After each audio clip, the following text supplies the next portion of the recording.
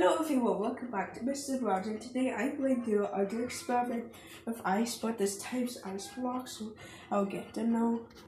So here's one of them, the biggest one, which took a night to freeze and a day. So if I can, first I will just open the door.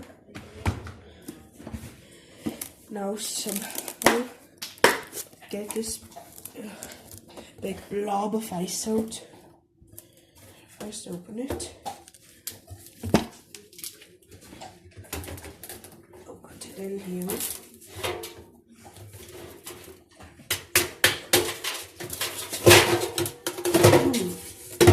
So there it is.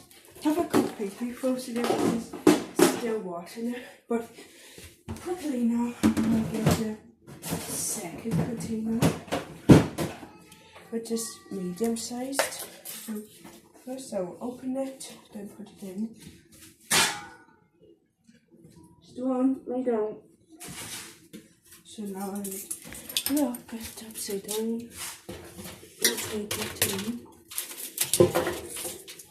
So just wait a bit, guys.